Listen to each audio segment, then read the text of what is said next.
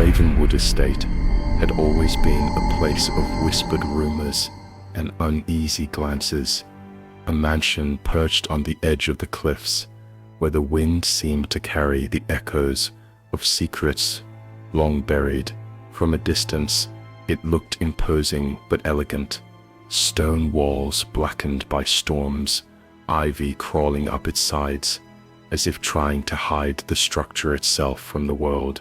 Locals spoke of the family in hushed tones, never daring to go near after sunset, and always careful to avoid the mansion's private road, which wound through the forest like a serpent, leading to gates that had not known a visitor in years. The Ravenwood Heirs were a mystery even in life, and the stories of their disappearance had only deepened the shadow that hung over the estate. It began with the youngest, Thomas Ravenwood, a boy of no more than 12, whose absence was first noticed one misty morning in late September. His mother, Eleanor, had called for him to come to breakfast, but the house was silent, save for the faint tick of the grandfather clock that stood like a sentinel in the hall. Each room was searched meticulously. The library, with its towering shelves of leather-bound volumes, the billiard room where dust motes floated in the shafts of sunlight, the expansive gardens, and the old stables where the horses slept. Nothing, no trace of Thomas, no note, no sign of struggle, nothing to suggest he had left on his own. Panic spread through the family like wildfire. His older sister, Abigail, only 15, was next to vanish, though she was nowhere near the same room when Thomas was discovered missing. Her disappearance was even more perplexing, because she was known to follow the rigid routines of the household. Each day had been marked with exacting schedules, from meals at fixed times to the silent reading hours in the grand hall. Abigail had never strayed from these routines before, and yet now she was gone, leaving only a faint whisper of lavender that lingered in the air where she had last been seen. The Ravenwood patriarch, Jonathan, a man whose presence had always been commanding, yet strangely distant, grew frantic. He called upon the authorities, though he did so with hesitation, as if exposing the family's misfortune to the outside world might invite some unthinkable judgment. Investigators arrived, combing the estate from top to bottom, taking notes, photographing the rooms, questioning the remaining servants, yet every lead led to nothing. It was as though the heirs had been swallowed by the house itself, erased from existence without leaving so much as a footprint. Even more disconcerting were the small, inexplicable signs that seemed to punctuate the disappearances. Furniture would be found rearranged in rooms that had been sealed, personal belongings, books, trinkets, letters would appear in places where they had never been before. A pair of children's gloves, meant for Abigail, would be discovered at the bottom of the wine cellar, untouched by dust, as though someone had placed them there intentionally. At times the family swore they could hear footsteps in the corridors, soft but deliberate, pacing back and forth, even though the house was empty of its young occupants. The phenomenon was not fleeting.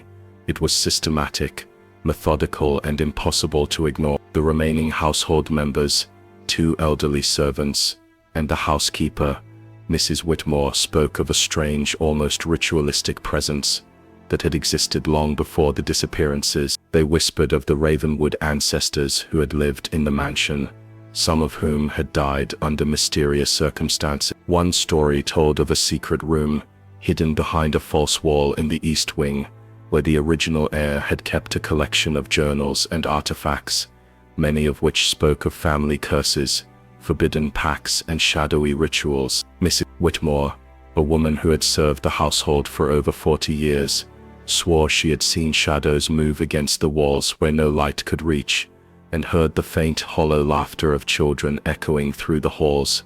Late at night, it was clear that the disappearances were not random or coincidental. Something within the mansion had awakened, or perhaps always existed, a force that had grown more assertive with time, waiting for the moment to claim the heir. Jonathan Ravenwood's desperation was palpable.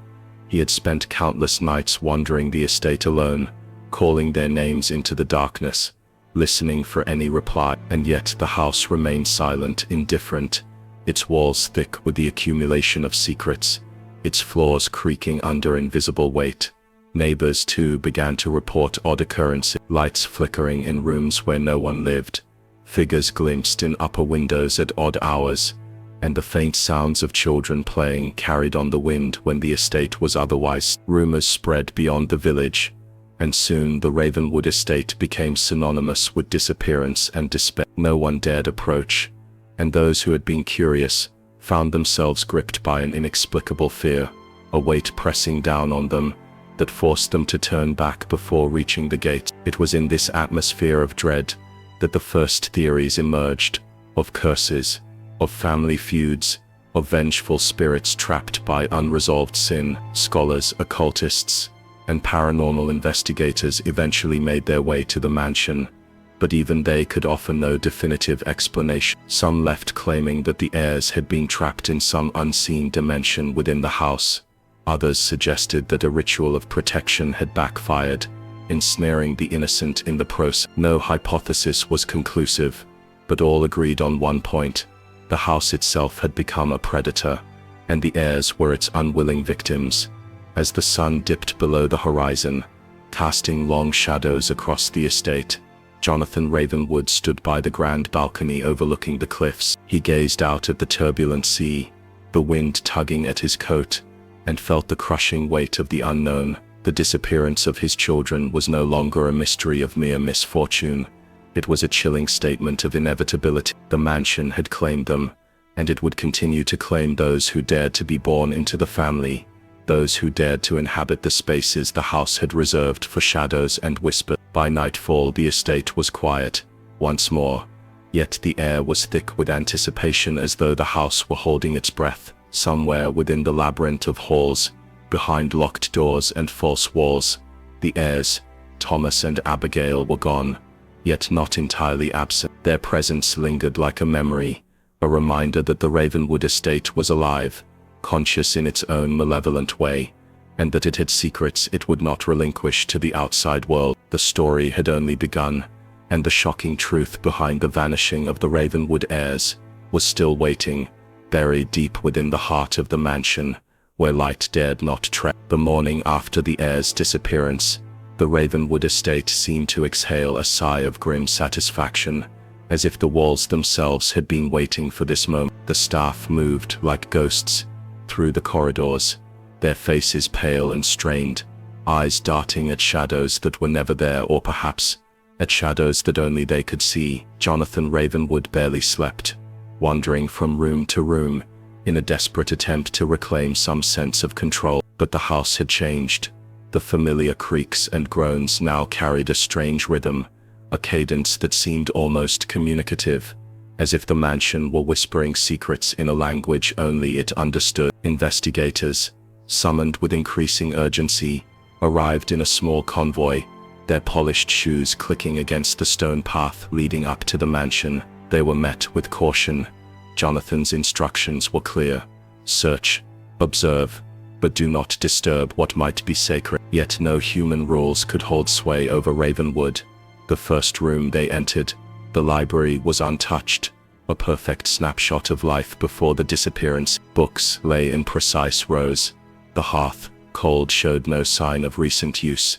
Thomas's small desk was as it had been, pencil neatly aligned beside sheets of paper, but something was off. A faint indentation in the carpet suggested a chair had been pulled back forcefully, and a small scratch on the wooden floor hinted that someone or something had left in a hurry. Footsteps echoed unnaturally as the investigators moved through the house. Each creak of the floorboards seemed amplified, carrying a weight that pressed on their chests. Shadows pulled in corners where no light should reach, forming shapes that flickered at the edge of vision. One agent, a man seasoned in the investigation of missing persons, whispered to his colleague that the house felt hungry. His words were met with nervous laughter, quickly stifled as a sudden draft blew through the corridor, extinguishing a lantern and plunging them into near darkness.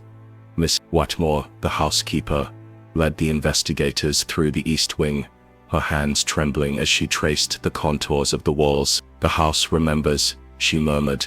"It knows who belongs and who does not.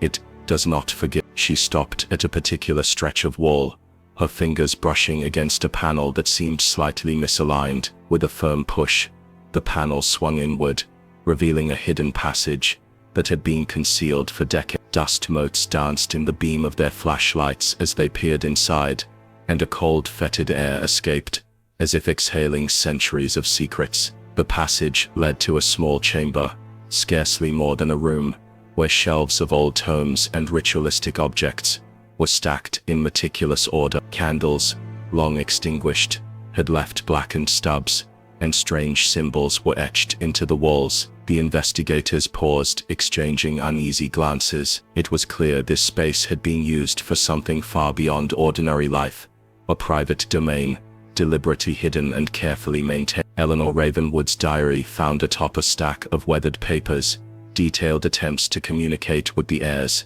through notes left in the hidden room. Thomas and Abigail had apparently been lured or guided there, their own writings hinting at games that were innocent in appearance, but sinister in undertone. As the search continued, the investigators discovered a series of correspondences among the Ravenwood ancestors, dating back over a century. Letters detailed strange family traditions, warnings of a house spirit that claimed the firstborns if certain rules were broken, accounts of vanished children who were never spoken of again, and instructions for rituals meant to appease the unseen entity that resided within the mansion. The writing was formal, careful, but the underlying fear was unmistakable. Each generation had attempted to navigate the same peril, with varying degrees of success. It became chillingly clear that Thomas and Abigail were not the first, and without intervention would not be the last, to face this inexplicable fate.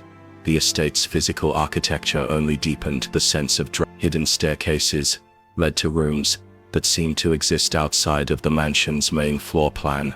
Windows opened onto voids that offered glimpses of sheer drops, where no balconies existed, and doorways ended in solid walls, their edges worn smooth as though something or someone had repeatedly passed through them. Maps of the estate were rendered almost useless.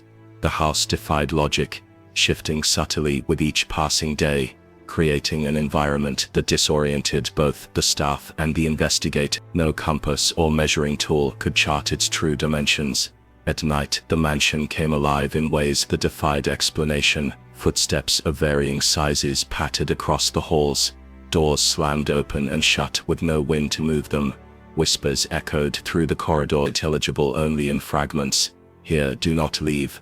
Follow, stay." Even Jonathan, whose skepticism had held firm for decades, began to question his own perception of reality. He confessed to one of the lead investigators that he had seen figures at the end of hallways, half-formed, translucent, sometimes resembling his children. He swore they vanished when approached, leaving only the faint scent of lavender and old wood. As the investigation progressed, it became evident that the mansion was not merely a backdrop to the disappearances, it was an active participant. Patterns emerged, linking the rooms the heirs had frequented, the hidden chambers and the timing of their vanish. Experts in architecture and psychology speculated that the house had been designed to disorient, to trap, and perhaps to communicate in ways beyond human comprehension. Some suggested that the Ravenwood family had knowingly or unknowingly participated in an ancient system, a pact or curse embedded in the estate itself. Every clue led to more questions, every answer deepening the shadow that cloaked the mansion. By the end of the week, the investigators had exhausted conventional methods. No tracks, no fingerprints, no forced entry.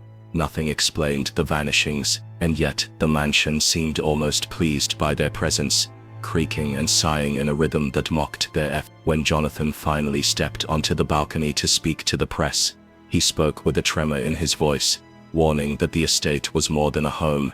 It was a sentient labyrinth with its own will, its own appetite, and its own moral code, utterly foreign to human understanding. The locals, watching from a distance, noted that even the air around the mansion seemed charged, heavy with anticipation. Those who had dared approach before were now returning with tales of voices calling them by name, doors leading to nowhere, and shadows that seemed to linger longer than natural. Children were warned to avoid the road that led to Ravenwood entirely, and the estate became officially and unofficially off-limits. In the collective consciousness of the town, the mansion had shifted from a place of mystery to a place of danger, its reputation now entwined with the disappearances that had started it all. The shocking truth was gradually emerging.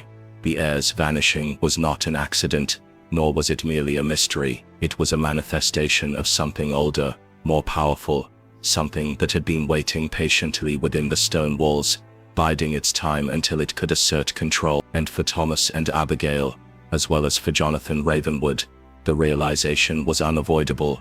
What had begun as a family tragedy was quickly becoming a confrontation with an intelligence that defied all understanding.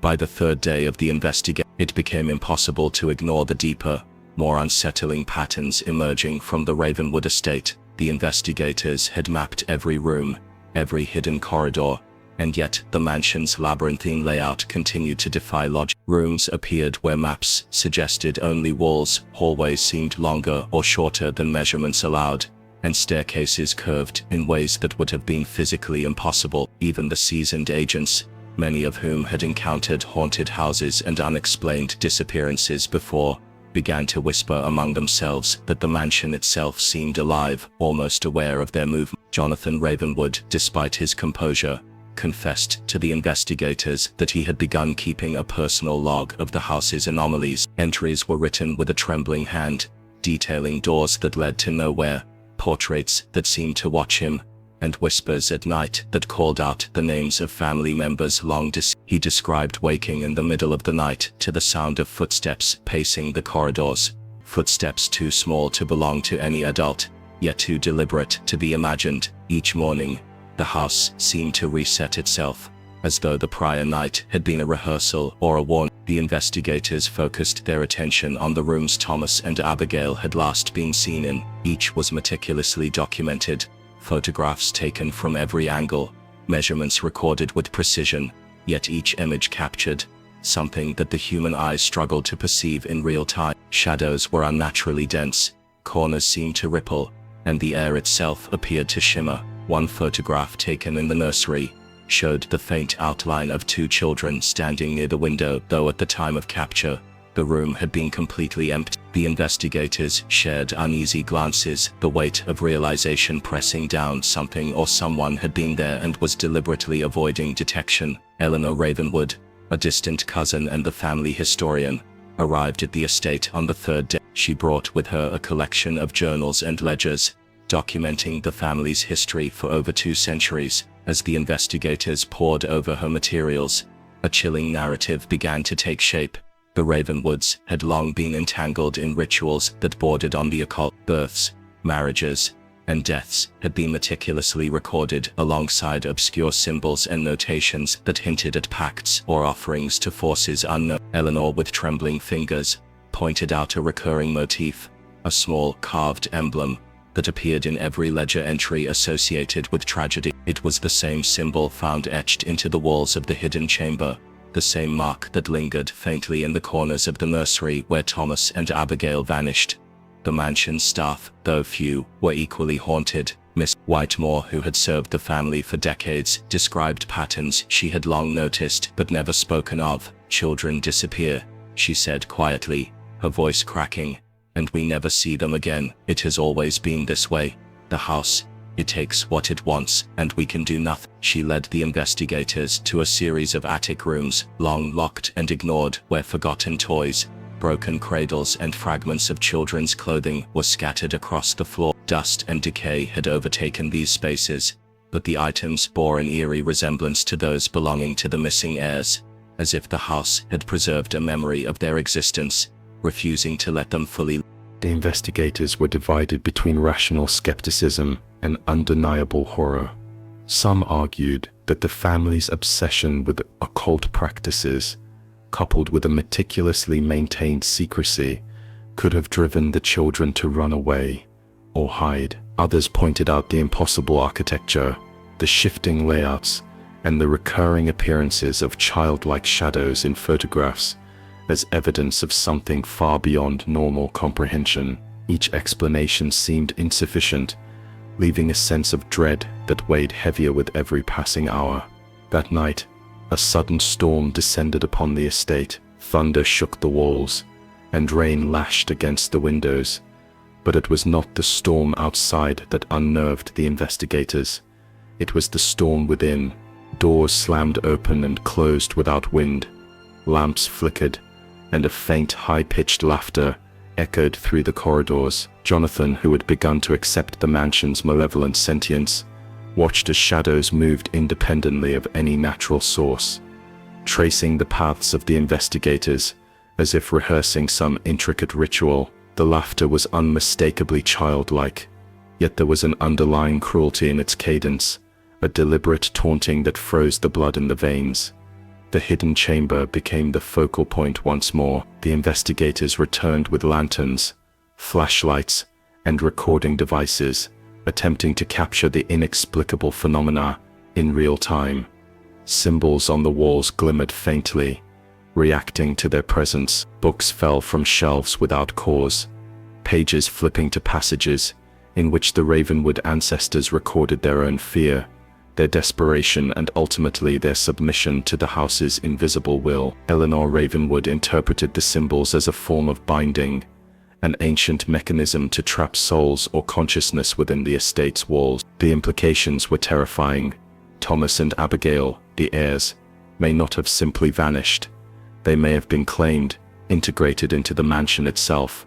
By dawn, the investigators were exhausted, physically and mentally drained. Each room they entered seemed to pull at their attention, drawing their gaze to corners that shouldn't exist, to shadows that moved with intent. Yet through the exhaustion, a cold clarity emerged. The Ravenwood mansion was a trap, designed across generations not only to conceal secrets, but to enforce them. The house did not merely protect the family's history, it actively intervened to ensure that the bloodline remained tethered to its arcane legacy, claiming those who resisted or failed to understand the rules. Jonathan Ravenwood, pale and unsteady, finally allowed himself to acknowledge the unimaginable truth. His children were gone. Yes, but the estate had not merely taken them, it had absorbed them. The mansion's architecture, its hidden chambers, its impossible corridors, and its lingering shadows were all evidence of a force beyond mortal understanding, an intelligence that enforced the family's curse with patience and precision. He realized that no amount of investigation, no matter how methodical or thorough, could fully recover what had been claimed. The mansion was not a house. It was an entity, patient and deliberate, and the heirs had become part of its dominion. As the sun rose, casting pale light through the storm clouds, the estate seemed almost to settle, as if satisfied by the acknowledgement of its power. The investigators packed their equipment, their faces pale, minds strained, and hearts heavy with the realization that they had witnessed not merely a mystery, but an active, malevolent presence. They left the estate with the knowledge that the Ravenwood mansion had secrets that would endure, waiting for the next generation, the next curious soul, the next family foolish enough to believe they could resist the darkness embedded in its walls. By the fourth day, the investigators had begun to notice something profoundly disturbing about the mansion's very atmosphere. The air felt thicker in certain rooms, almost as if it were charged with an unseen energy that weighed down the chest and clouded the mind. Even the most rational among them admitted that the sensation was unnerving, like stepping into a place where the rules of reality had been subtly rewritten. Windows that should have allowed light to flood in cast muted shadows, and corners that should have been empty contained flickers of movement that vanished the moment one tried to focus. Eleanor Ravenwood, having spent hours deciphering the family's historical journals, revealed the existence of a long-forgotten wing of the house, one absent from any modern blueprint or recorded map. She explained that this wing had been sealed off after a series of misfortunes in the late 1800s, a time when the Ravenwoods' reputation began to waver in the town. The journals described the sealing of the wing as a desperate act, an attempt to contain something the family could neither understand nor control. Yet Eleanor's voice trembled as she admitted that the very act of sealing it may have intensified the house's malevolent intelligence, giving it more autonomy and more reason to claim members of the bloodline. The investigators, now acutely aware of the mansion's unseen pressures, insisted on exploring this hidden wing, with Eleanor leading the way. They discovered a thick, iron-bound door concealed behind an ornate bookcase. The door had no handle, no visible keyhole, and yet it seemed to hum faintly as though alive. As they pressed against it, the temperature dropped sharply, and the air grew heavy with an almost tangible sense of dread. Jonathan Ravenwood, standing near the doorway, confessed that he had long feared this area, and that his ancestors had warned generations of Ravenwoods never to disturb it. Yet the investigators, driven by necessity and a growing horror, forced the door open, revealing a staircase that descended into darkness far deeper than the house's known foundation. The descent was slow, cautious, each step accompanied by a chorus of creaks and moans that seemed almost intentional. The walls of the stairwell were carved with symbols that Eleanor recognized from the family ledgers, emblems of binding and protection, but also of restraint and punishment. Flickering lantern light revealed scratches and faint stains along the stone, remnants of past inhabitants who had been trapped or punished by forces the family never named. The air was pungent, metallic, with an undertone of decay that suggested the presence of something living, or something that had once lived and remained tethered to the place. At the base of the stairs, the investigators entered a massive underground hall, its walls lined with alcoves, containing objects of unnerving significance. Cradles carved from dark oak, covered in dust but intact, sat alongside broken dolls with glass eyes that seemed to glimmer in the lantern light. Small shoes, frayed clothing, and toys from decades past were arranged meticulously, almost ceremoniously, as if the house itself curated the memories of those it had claimed. One investigator shivered, noting that the arrangement of items suggested care, deliberation, and a consciousness behind their placement. The realization struck. This was not merely storage or a forgotten nursery. It was a shrine, a memorial, and a prison all at once. Eleanor then pointed to the far end of the hall, where two figures seemed to be crouched in shadow. At first, it appeared they were the investigators' eyes playing tricks. Yet as the lantern's light flickered across the space, the shapes resolved into faint outlines of children. Thomas and Abigail, or what remained of them, were there, their forms hazy, almost incorporeal, their features blurred as if seen through water. Jonathan Ravenwood gasped, stepping forward only to be restrained by one of the investigators. He whispered their names, voice breaking, and the children's outlines quivered as though aware of him, but unreachable, trapped in some liminal state between life and the mansion's insatiable will. The hall seemed to react to the recognition. Symbols on the walls glowed faintly, and the air vibrated with a low, resonant hum, almost musical but impossibly distorted. Whispers began, soft at first, then growing louder, overlapping in multiple voices, speaking in languages both familiar and alien. Some uttered pleas, others laughter, and yet others a chilling combination of both, echoing in a manner that made it impossible to locate a single source. Every investigator felt the pull of the room, a compulsion to reach out, to touch, to cross the boundary separating them from the trapped souls, but instinctively, they resisted. Eleanor deciphered more of the journals in real time, revealing that the family had for generations attempted to use the hidden wing as a means of containing what they considered dangerous knowledge or influence. The journals described experiments, ritualistic practices, and disturbingly sacrifices intended to appease or manipulate the mansion's intelligence. It became horrifyingly clear that the house had evolved beyond mere architecture.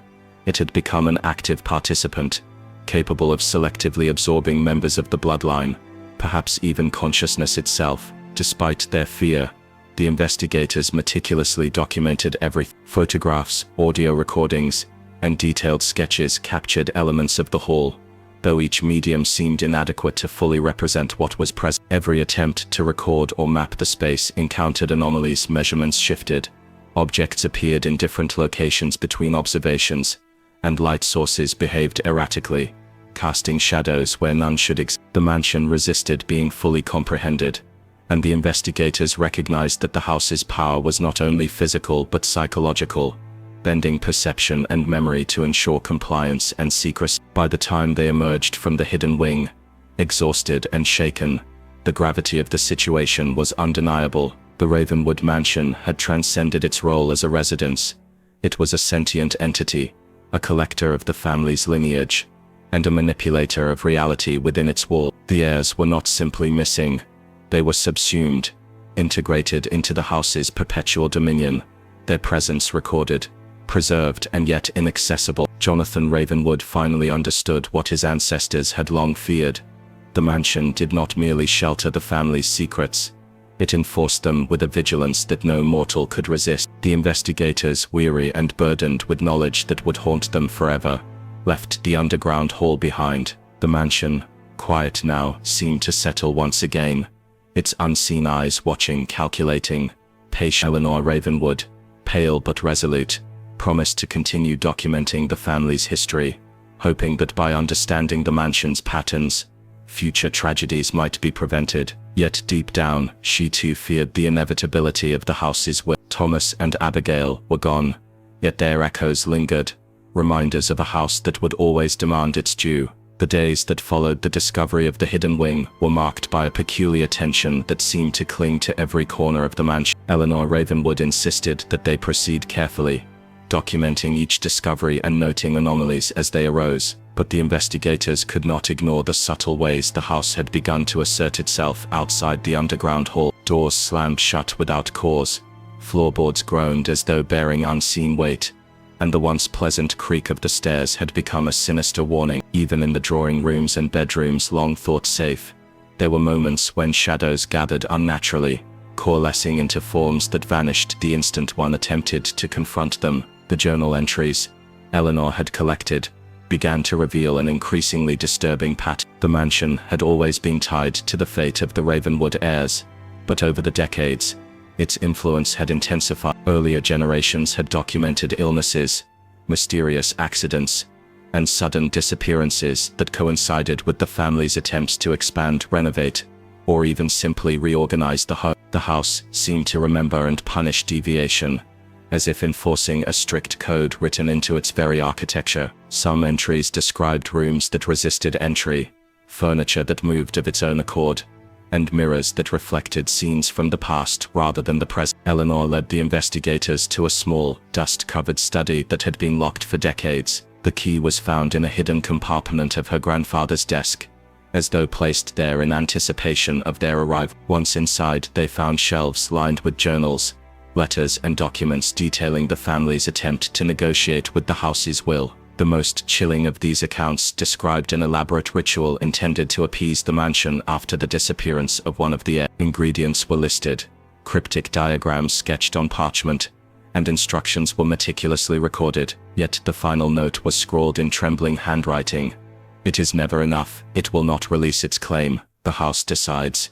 Not that evening, as shadows lengthened across the halls, the investigators attempted to interview Jonathan Ravenwood about his experiences as a child in the mansion. He spoke of whispered conversations that occurred when no one else was present, objects moving slightly when attention was diverted, and cold drafts that seemed to follow only certain family members. He recalled a particularly harrowing night when the younger children vanished from their beds, leaving behind only the faint imprint of their small bodies on the mattress. The memory was so vivid, so visceral, that it seemed to replay in the room itself, the air around them thick with the remnants of past events. During a careful survey of the library, one investigator noticed a peculiar pattern among the bookshelves, a series of volumes that appeared to be organized according to no conventional system. Eleanor recognized the pattern immediately. It was a coded record, tracking the house's movements, preferences, and rewards. Each volume corresponded to a particular heir, documenting their activities, behaviors, and missteps. The mansion had in effect been observing the family for generations, cataloging their lives with meticulous precision, and punishing deviations. The realization was horrifying. The Ravenwoods had never truly lived freely within their home. Every step, every choice, every attempt at independence was measured and manipulated by a conscious, relentless force. The investigators' attention then turned to the basement, where a series of previously overlooked tunnels connected various parts of the house. Eleanor theorized that these tunnels were designed to conceal both the family's secrets and the house's predatory activity. As they explored, they discovered remnants of the vanished heirs, small items of clothing, toys, and personal artifacts, arranged in patterns that mirrored those in the hidden hall. The evidence suggested a deliberate orchestration by the house, a meticulous preservation of the children's presence even as it consumed them. It was a grotesque kind of memorial, a warning, and a demonstration of control all at once. That night, the mansion's influence became impossible to ignore. Whispers echoed through the corridors, faint at first, then swelling into a cacophony of voices that spoke in fragmented sentences, half-remembered memories, and cryptic warning. Some investigators felt fingers brush their arms when no one was near, while others reported a sensation of being watched from within the walls themselves. Eleanor, though experienced with the family's history, admitted to a growing sense of dread she could not shake. The house had learned to anticipate their actions, and it had begun to test their resolve. As Part 5 of their investigation drew to a close, the team gathered in the main hall to discuss the implications of their finding. It was clear that the mansion's power was both psychological and supernatural, extending beyond simple architecture into the manipulation of consciousness, memory, and perception. The heirs had not merely disappeared. They had been absorbed, their lives catalogued, and their existence subsumed by the house itself. Jonathan Ravenwood's family history, once thought tragic but understandable, was now revealed to be the product of a calculated, predatory intelligence. Eleanor concluded that the only way to prevent further loss was to study the house's patterns and respect its boundaries.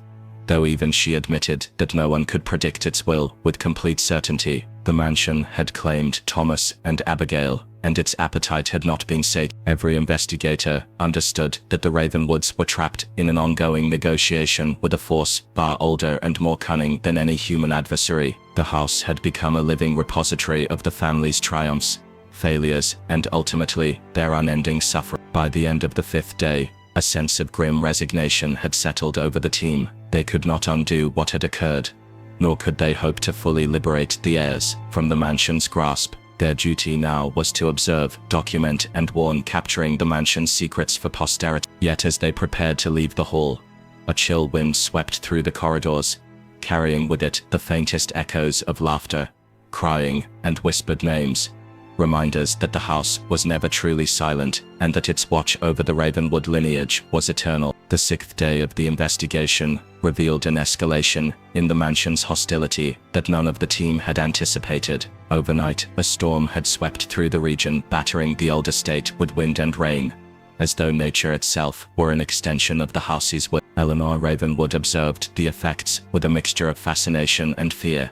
The wind funneled through the mansion's chimneys and corridors in ways that defied natural physics, producing sounds eerily reminiscent of whispers and footsteps. Windows that had been firmly latched the previous evening were now ajar, as if inviting the investigators into deeper, more dangerous parts of the estate. The team returned to the hidden hall discovered days prior, determined to chart its exact layout and catalogue any remaining artifacts. They found evidence that the house had been preparing for their arrival. Dust had been displaced along precise paths, objects subtly repositioned, and faint marks on the floor indicated a movement pattern that seemed choreographed by unseen hands. Eleanor suggested that the house had developed a rudimentary intelligence over generations, responding not merely to human presence, but to the intentions it perceived behind their actions. It was no longer a passive observer. It was actively interacting, testing, and perhaps even judging. Among the more unsettling discoveries was a series of drawings carved into the walls, previously unnoticed. The sketches depicted scenes of the family's daily life, each figure labeled with the name of a Ravenwood heir. At first glance, they seemed harmless, perhaps a historical record, but upon closer inspection, the illustrations portrayed acts of violence, neglect, and misfortune, meticulously arranged, as if predicting the eventual fates of the children. Some of the drawings were unfinished, with jagged lines that suggested a sudden interruption, a story cut off mid-narrative. Eleanor posited that these carvings represented the house's perception of time, a continuous record of actions and consequences that the family could never escape. As the day progressed, the mansion's psychological grip intensified. Several investigators began experiencing vivid hallucinations, their own memories of childhood and family life overlapping with the mansion's past. One reported seeing a figure in the corner of a library, a child holding a doll, who vanished when approached, leaving a lingering scent of old lavender and wax. Another felt their footsteps echoed by an invisible companion, a shadow that mirrored every movement, with a slight delay, suggesting a sinister mimicry of their presence. Eleanor warned them that the mansion did not merely observe, it absorbed reflecting fears, memories, and regrets back at its occupants, in a distorted, relentless cycle. The journals discovered earlier were cross-referenced with these new findings, revealing references to the Watchers, entities or forces within the house, tasked with monitoring the heirs. Some entries described the Watchers as shadows that could communicate, guiding or correcting behavior through subtle manipulations. Eleanor theorized that these Watchers were the mansion's mechanism for maintaining control, ensuring that the family adhered to unspoken rules and traditions. Any attempt at rebellion, exploration, or independence was met with immediate, often devastating consequences. The vanished heirs were not merely lost. They had been taken as part of this system, their existence absorbed into the mansion's consciousness. By late afternoon, the team focused on the mansion's most ominous feature, a grand staircase leading to the upper floors, now covered in thick dust. Eleanor hesitated at its base, recounting legends that each flight of stairs represented a threshold in the family's life, a step closer to the house's ultimate claim. It was said that no one who ascended fully without guidance could return unchanged. Despite her warnings, a junior investigator stepped forward, compelled to examine the upper floors for any remaining traces of the missing heirs. Within minutes, the air grew colder, shadows lengthened, and the investigator reported hearing faint cries echoing through the walls, growing louder with each step. Eleanor ordered a retreat, but even as they descended, the cries seemed to follow, mingling with the wind and the groaning timber. The evening brought a particularly chilling encounter in the main hall. A mirror, previously considered ordinary, became the focus of intense activity. Reflections shifted independently of the observers, displaying scenes of the vanished children as if they were still present, playing, crying, wandering the hallways. One child reached out from the glass, pressing a small hand against the surface, and the team felt a sudden, cold shock, as if the child's presence had extended into the physical world. Eleanor documented every detail, her hands shaking, knowing that these images were more than hallucinations. They were the mansion's message, a warning that it retained power over the past and present alike. As night fell, the mansion's power seemed to reach its peak. Doors opened and closed of their own accord, shadows moved with deliberation, and a low, constant hum resonated through the walls, like the house itself was breathing. The investigators experienced a profound sense of being watched, as though the mansion had identified them not just as intruders, but as witnesses who needed to comprehend the full extent of its dominion. Eleanor reminded everyone that leaving the mansion would not sever its influence. The house's legacy extended beyond its walls, embedded in the family, the artifacts, and the land itself. Before retiring for the night, Eleanor led the team to a small attic room, previously sealed off, where a chest contained letters from previous generations. These letters chronicled the family's attempts to challenge the mansion, to negotiate, and in some cases to escape. Each letter ended with a variation of the same phrase: "The house sees all, and all that it sees it keeps." It became abundantly clear that the mansion's influence was inescapable, its reach extending beyond physical space, into the psychological and spiritual realm. The Ravenwoods had not merely been victims of circumstance, they had been ensnared in a deliberate, ancient, and unyielding force. By the close of Part 6, the investigators understood the staggering truth: the mansion was both guardian and executioner, chronicler and predator. Its power had been growing for generations, fed by fear, obedience, and the lives of those it consumed. Eleanor resolved that the remaining heirs must be approached with extreme caution, their interactions with the house carefully managed. The mansion had already claimed so much, and yet it hungered still, watching, remembering, and shaping every action, every thought, and every heartbeat within its wall. The seventh day began with an oppressive stillness, as though the mansion itself had inhaled deeply and held its breath, waiting. Eleanor Ravenwood had become increasingly aware of the mansion's sentience, the way it seemed to anticipate movement, emotion, even thought. Each corridor carried an unspoken tension, and the familiar creak of the floorboards now suggested judgment rather than age. The storm from the previous day had receded, leaving the estate drenched and glistening. But even in the pale morning light, the house seemed darker, its shadows longer, as if it had absorbed the night's chaos and stored it for its own purposes. The team returned to the upper floors, determined to map the layout and understand the mansion's internal logic. Eleanor guided them cautiously, observing the way the air changed as they moved from room to room. In some places, warmth and light prevailed, creating a false sense of security. In others, the temperature dropped abruptly, walls sweating condensation, shadows bending unnaturally. One investigator, a young man named Daniel, attempted to take notes on these anomalies, but his pen froze repeatedly, as though the mansion itself resisted recording its secrets. Eleanor began to suspect that the house had more than physical dominance. It controlled perception, memory, and cognition, ensuring that any attempt to document its actions was met with obstruction or distortion. In the drawing room, they discovered a new series of carvings, this time beneath the ornate molding, hidden from casual view. The figures depicted scenes of laughter and play, but upon closer inspection, each child was marked with symbols that denoted mortality, misfortune, and entrapment. Some symbols were unfamiliar, intricate patterns that Eleanor recognized from the family's oldest manuscripts, used in ritualistic context to bind or control. It became clear that these carvings were not merely decorative, they were functional, a method by which the mansion maintained its authority over its occupants, a visual codex of control that had been updated over centuries. As the investigators explored further, a chilling pattern emerged. The mansion seemed to test their reactions, presenting scenarios designed to elicit fear,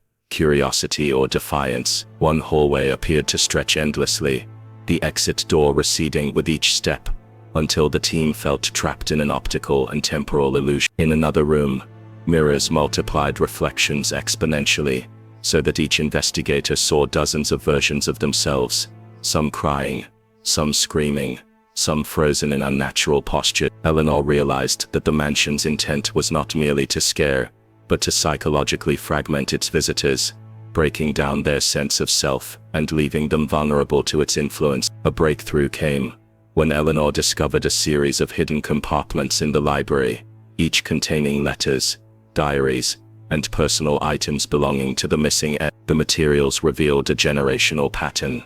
Each heir had attempted to resist the mansion in some way, whether by hiding objects, rebelling against parental authority, or fleeing the estate entirely. Yet every attempt had been met with misfortune, often fate. Eleanor began piecing together the house's methodology. It did not merely react to resistance, it anticipated it, incorporating every act of defiance into its greater schema of control. Each child's fate was not random. It was calculated, a component of the mansion's enduring design. By mid-afternoon, the mansion's presence became nearly tangible. Investigators reported feeling hands brush against them, hearing whispers that were almost intelligible, and seeing objects shift subtly in their peripheral vision. Eleanor theorized that the mansion had learned to manipulate attention and expectation, presenting illusions that were credible enough to provoke genuine fear. One particularly harrowing incident occurred in the dining hall, where a long-forgotten chandelier swung violently despite being secure. Shadows danced across the walls, forming shapes that suggested figures seated at the table, their faces obscured, their postures accusatory. The investigators froze, understanding that the mansion was demonstrating its dominion, a warning that it observed and judged all behavior. The evening brought the discovery of a hidden stairwell, descending into darkness that had been sealed for decades. Eleanor hesitated, noting that previous documents mentioned a subterranean level, used for rites, confinement, and observation. The team descended carefully, using flashlights to navigate narrow corridors lined with stone. Faint sounds of dripping water echoed throughout the passage, and the air grew damp and heavy. At intervals, the walls bore inscriptions, some etched in archaic script, others in crude scrawls, warnings, names, prayers, or perhaps curses. Each marking reinforced Eleanor's belief that the mansion was not a passive structure, but an active participant in the lives of its inhabitants, a vessel for both observation and manipulation. In the subterranean level, they uncovered a chamber filled with relics of previous generations, dolls, toys, trinkets, and letters, many of which had been altered or defaced. Eleanor realized that the mansion had been curating these items, preserving them not for posterity, but as instruments of influence. The presence of these objects evoked intense emotional reactions in the investigators, particularly Daniel, who became visibly distressed when encountering a small music box linked to a vanished heir. Eleanor interpreted this as evidence that the mansion harnessed emotional energy, feeding off fear, attachment, and grief, amplifying its power and reach.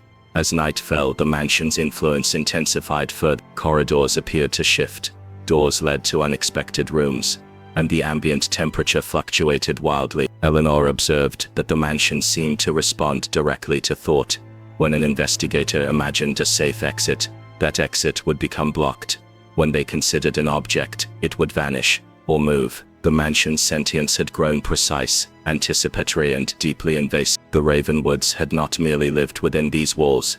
They had been shaped, guided, and ultimately consumed by them. By the end of Part 7, the team understood the mansion as a living chronicle, a repository of the Ravenwood family's history and tragedy. It observed, adapted, and controlled, leaving no room for deviation. Eleanor concluded that any further investigation required extreme caution. The mansion's hunger for influence and control had only intensified with each new presence within its walls. Its power was absolute, and its legacy terrifying. Dawn broke weakly over the mansion, its light struggling against the oppressive gloom that seemed permanently anchored within the estate's walls. Eleanor Ravenwood felt the weight of the previous day pressing upon her, a combination of exhaustion, terror, and grim fascination. The mansion had revealed more of its mechanisms, its ways of manipulating perception, fear, and memory. Yet there remained an uncharted expanse of secrets hidden in the shadowed corners. Every room visited had tested them.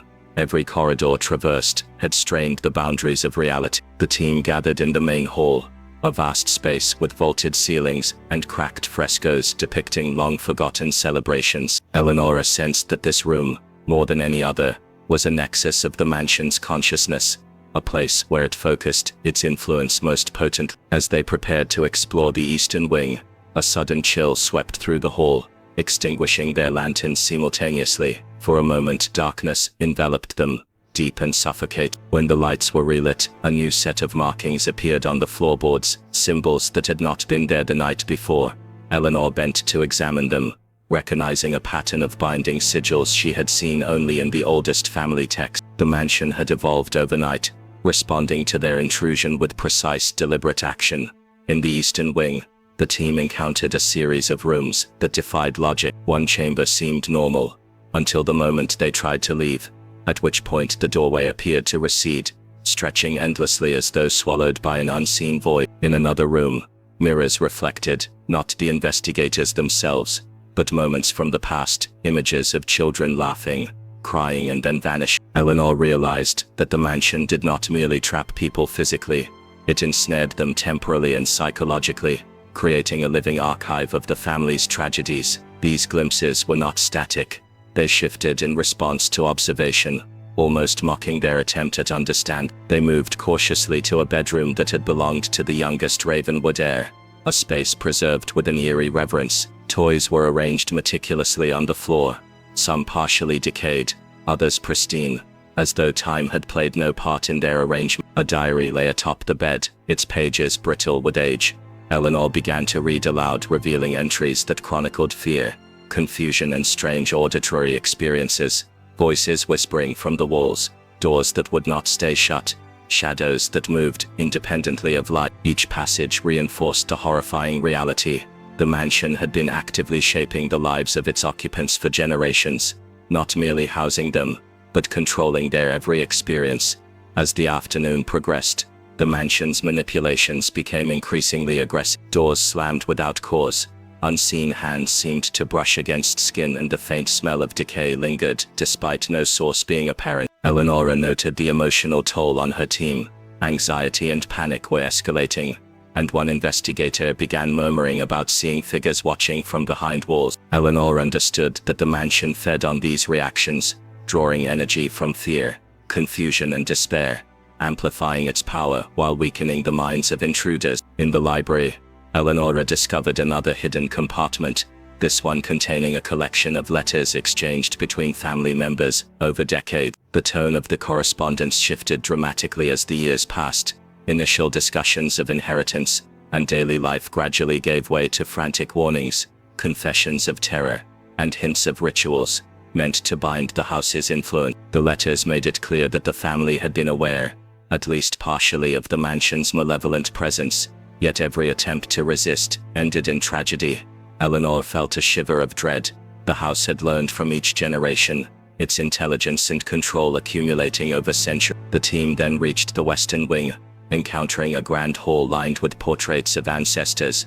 At first glance the paintings appeared normal, but upon closer inspection, Eleonora noticed that the eyes of the depicted individuals seemed to track movement, a faint glimmer suggesting awareness. Some of the frames had subtle, almost imperceptible scratches, as if previous observers had tried to alter or escape the influence of these visages. The mansion, Eleanor realized, maintained a visual record of vigilance, its consciousness embedded in objects, as much as architecture. Every heir, every visitor was catalogued, watched, and processed. Evening arrived, bringing with it an oppressive stillness, a silence that felt deliberate. Eleanor found herself drawn to a door she had not noticed before, its wood darkened with age, the handle cold to the touch. Against her better judgment, she opened it, revealing a narrow staircase descending into utter darkness. The air was thick with a smell that was both earthy and metallic. Eleanor's instincts screamed caution, yet the mansion seemed to beckon, compelling her on. Flashlights barely penetrated the blackness. As they descended, the walls slick with moisture, and engraved with inscriptions that twisted and writhed in the faint light. Each marking told a story of suffering, resistance, and ultimate surrender, a record of the mansion's inexorable claim on its inhabitants. At the base of the stairwell they discovered a subterranean chamber containing artifacts from the vanished heir, small toys, personal items, and fragments of clothing, each one suspended in a faint, almost imperceptible glow. Eleanor realized these objects were not merely preserved, they were curated, serving as conduits for memory, emotion, and control. The mansion harnessed them to reinforce its dominion, a feedback loop that amplified its influence. Each artifact had been touched, altered, or enchanted to maintain the heir's connection to the estate, even after death or disappearance. By the end of Part 8, Eleanor and her team understood the horrifying reality. The mansion was a living, adaptive entity, an intelligence intertwined with architecture, objects, and memory. It had evolved over centuries, learning, observing, and refining its methods of control. Any further attempts to explore or resist carried profound risk, as the mansion could anticipate and manipulate every action, every thought, every emotion. Eleanor's resolve strengthened, not to conquer or escape the mansion, but to understand it, and perhaps uncover the truth behind the vanishing of the Ravenwood heirs. The subterranean chamber seemed to stretch endlessly, shadows twisting in ways that made the walls appear to breathe. Eleanor Ravenwood felt a chill crawl up her spine as she traced the artifacts, each one resonating with a faint energy that seemed almost alive. The mansion had not just preserved these objects, it had imbued them with the memories and emotions of those who had once owned. Every doll, every tattered book, every silver trinket pulsed faintly, a heartbeat of the estate itself. The team moved cautiously, aware that the mansion's awareness had escalated. Eleanor noticed subtle changes in the environment. The air grew heavier with every step, faint whispers threaded through the silence, and fleeting shadows darted along the periphery of their vision. She knew with mounting certainty that the mansion was testing them, gauging their reactions. Fear was no longer just a byproduct, it was the mansion's tool, and they were the subjects of an experiment conducted over generations. At the center of the chamber, a stone pedestal bore an intricately carved box. Unlike the artifacts scattered around, this box exuded a dark intelligence. Eleanor approached, her hands trembling, recognizing the carvings as a family crest entwined with symbols of protection and confinement. The letters she had found earlier had hinted at such an object, described as the heart of the estate, capable of controlling or containing the mansion's power. To touch it was both an opportunity and a peril. She could sense the mansion resisting. Aware of her intent, Eleanor lifted the lid, revealing a collection of documents, each one detailing the final days of the Ravenwood heirs, names, dates, events, all meticulously recorded, yet interwoven with cryptic annotations and warnings. The handwriting shifted unnaturally in places, as if guided by another hand. She read aloud a passage describing the last night of the youngest heir, a child who had vanished without a trace. The narrative described the child's terror, the mansion's influence, and a final desperate act to escape a leap from a balcony that ended in nothing but silence. Eleanor's stomach turned. The mansion had absorbed every scream, every heartbreak, every futile attempt at defiance, preserving them like specimens in a laboratory of suffering. Suddenly the chamber trembled, the walls vibrating with a low resonant hum. Eleanor dropped the documents instinctively, the sound echoing ominously. The team watched as the artifacts around them began to float, spinning slowly, suspended by an invisible force. Shadows lengthened unnaturally, and the air shimmered, distorting their perception. Eleanor realized that the mansion was attempting to overwhelm them, to assert dominance through sensory manipulation. It was no longer subtle. Its will was undeniable, a force that could bend reality to its own inscrutable purposes. In a corner of the chamber, Eleanor noticed a faint doorway, partially concealed by darkness. The air flowing from it was warmer, strangely inviting amidst the chill and oppression. She hesitated, knowing that every decision carried weight. Following her instincts, she stepped toward the doorway, joined by a few of the braver team members. The corridor beyond was narrow and winding, lined with shelves containing more artifacts, books, trinkets, and personal items, all connected to the heirs. Each object seemed to vibrate in recognition of their presence, resonating with an echo of past lives. As they ventured further, Eleanor felt a sense of inevitability. The mansion was guiding them, deliberately showing fragments of its history, almost as if offering a path to comprehension. Yet comprehension came at a cost. The more they understood, the more entangled they became. Whispers of former heirs threaded through the air, some pleading, some accusatory, some indifferent. Eleanor felt the weight of their gazes, a mixture of sorrow, anger, and resignation. The mansion had created a continuum of observation and judgment, and she sensed that it measured the hearts of those who dared intrude. They arrived at a chamber dominated by a massive portrait of the original Ravenwood patriarch. His eyes seemed to glint, tracking their every movement. Beneath the portrait lay a large mirror, its surface rippling faintly as if liquid. Eleanor approached, recognizing the reflection not of herself, but of the mansion's past occupant. Children she had read about, adults who had vanished, even pets long forgotten, all appeared in the mirror's undulating depths. The mansion was showing them its collection, a gallery of souls it had claimed, each reflection a reminder of its enduring power. A sudden realization struck Eleanor.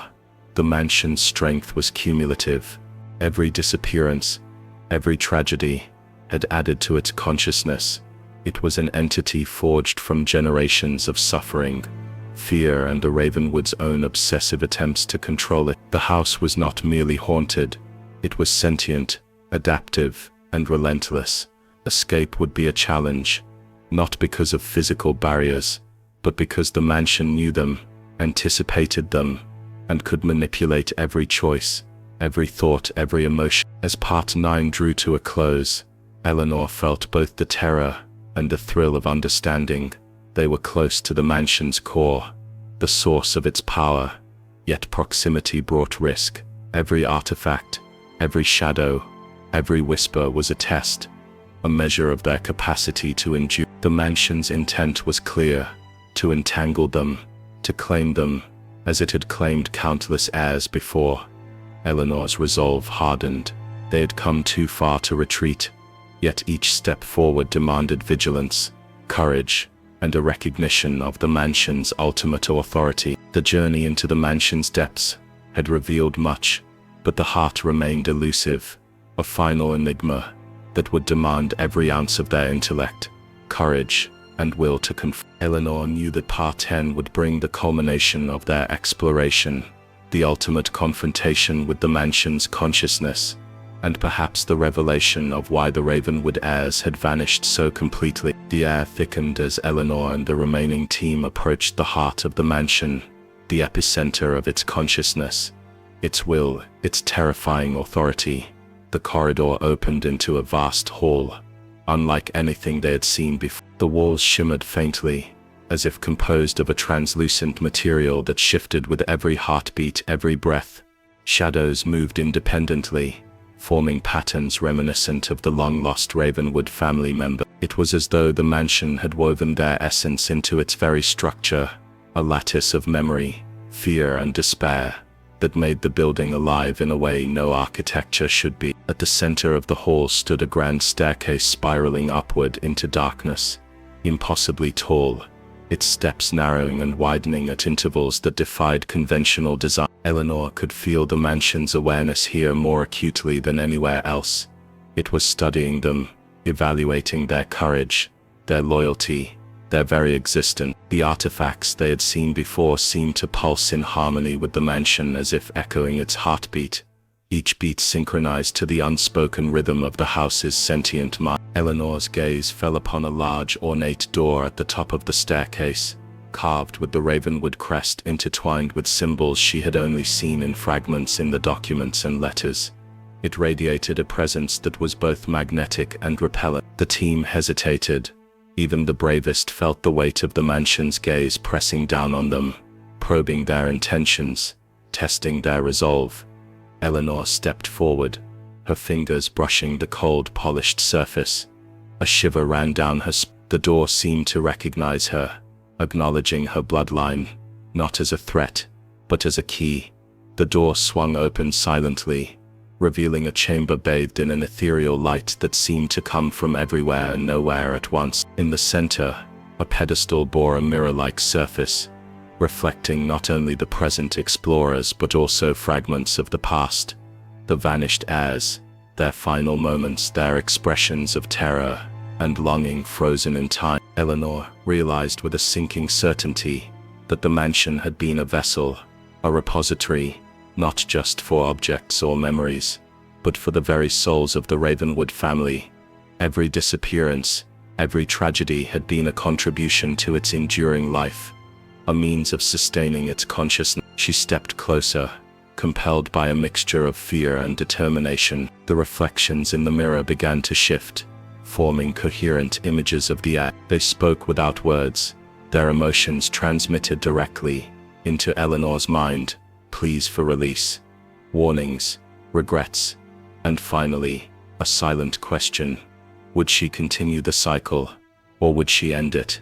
Eleanor felt the weight of centuries pressing down upon her. The mansion was no longer just a building.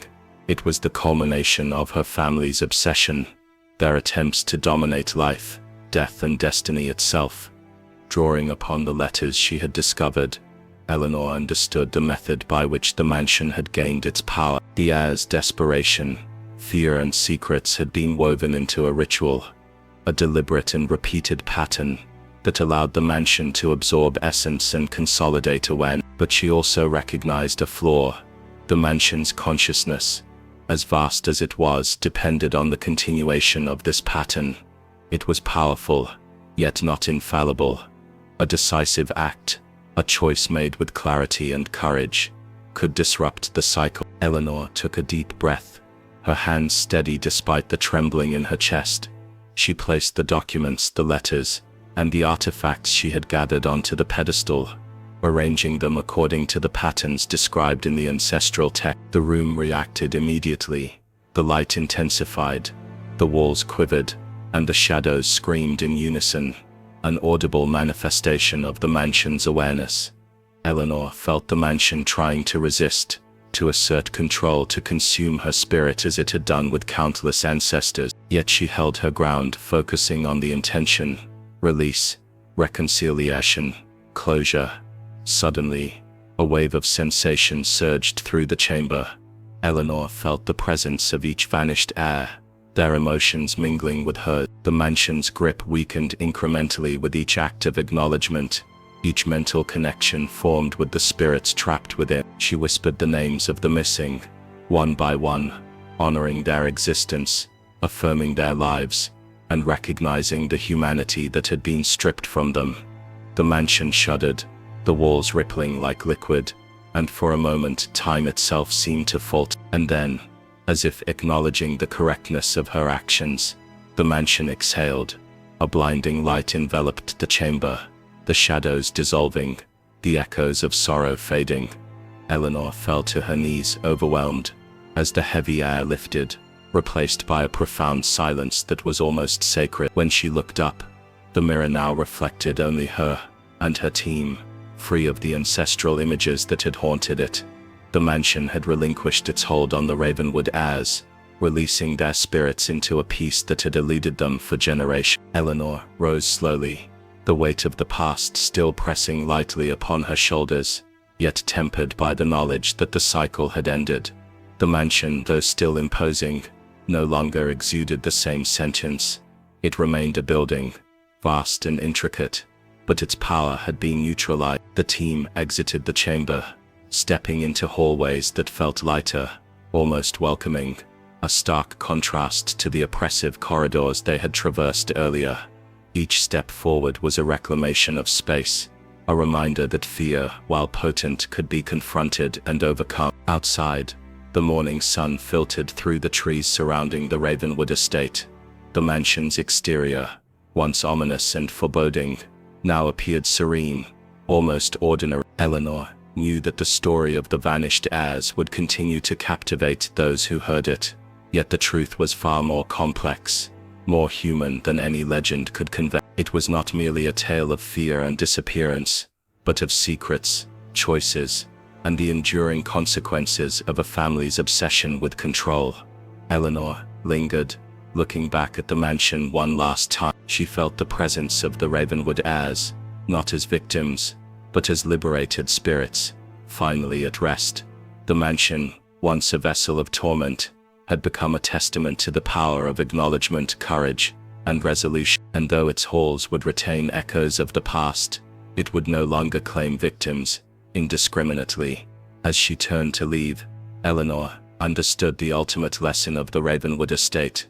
The past is not merely to be observed, it must be confronted, understood, and reconciled. Only then can the shadows lose their grip, and only then can families break free from cycles that have defined them for generations. The mansion had been a prison, but it had also been a teacher, and in its lessons lay the final liberation of the Ravenwood heirs. Eleanor walked away, carrying with her the knowledge, the stories, and the responsibility of ensuring that the secrets of the Ravenwood family, now finally understood, would be preserved, not as a warning, but as a testament to courage, empathy, and the enduring human spirit. If you enjoyed this story, don't forget to like, share, and subscribe for more mysteries that will keep you on the edge of your seat.